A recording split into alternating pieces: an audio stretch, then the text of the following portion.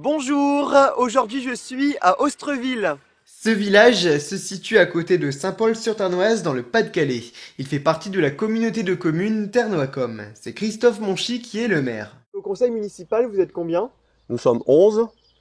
On a eu une démission, donc on n'est plus que 10. Donc à la base, il y avait 7 hommes et 4 femmes. Nous avons 2 adjoints qui sont Alain Ecker et Frédéric Marquand. La commune comporte environ 230 habitants. Comment sont appelés les habitants? Les Ostrovillois et les Ostrovilloises. La doyenne du village a 102 ans. En ce qui concerne les jeunes, ils sont scolarisés dans un regroupement pédagogique intercommunal. Nous faisons partie du RPI avec la commune de donc Ostreville, Bria, Bailleul-le-Cornaille et Marquet. Donc les enfants de maternelle sont à la classe ici à Ostreville. Ensuite, il y a un système de bus par le département. Les enfants peuvent aller à la cantine le midi à Bailleul-le-Cornaille. Et il y a un système de garderie le matin et le soir qui se passe à Marquet. Nous avons environ 95 élèves pour tout le RPI.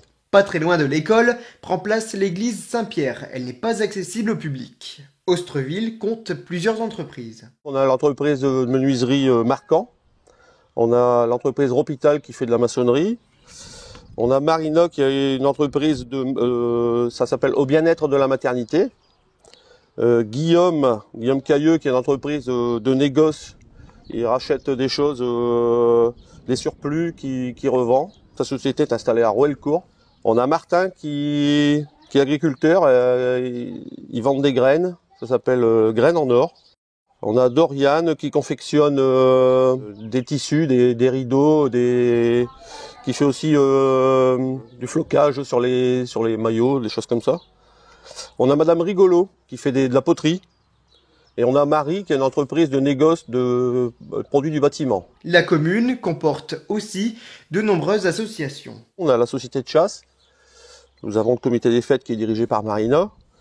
Nous avons une association famille rurale et ensuite une association pour un enfant qui est en handicap. Il s'appelle Un pour tous, tous pour Romain. C'est le comité d'animation qui organise des festivités dans le village. Marina est devenue présidente en mars. Le comité des fêtes, il est composé de 12 membres, avec moi-même qui suis présidente, Frédéric Marquand qui est vice-président, nous avons Dominique Ecker qui est trésorière et Alain Ecker qui est secrétaire.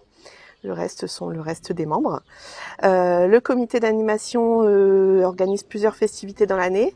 Donc le 14 juillet, qui aura donc lieu bientôt. Pour le 14 juillet, qu'est-ce qui est prévu comme repas?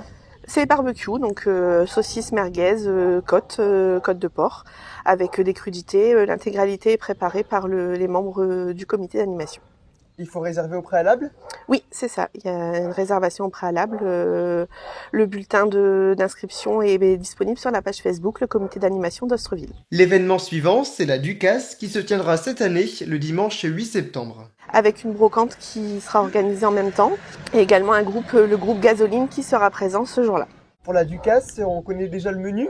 Alors la Ducasse, le menu, ça sera frites avec jambon grillé et un morceau de tarte. Et c'est pareil, le bulletin d'inscription sera disponible prochainement, d'ici une quinzaine de jours je pense, sur la page Facebook du village et également des tracts qui seront déposés dans les commerces aux alentours. D'autres événements sont organisés chaque année. Une animation pour les enfants lors de la période de Noël, une soirée, une chasse à l'œuf et la fête des voisins. Tous les 6 mois, les habitants reçoivent un bulletin municipal contenant des photos des animations.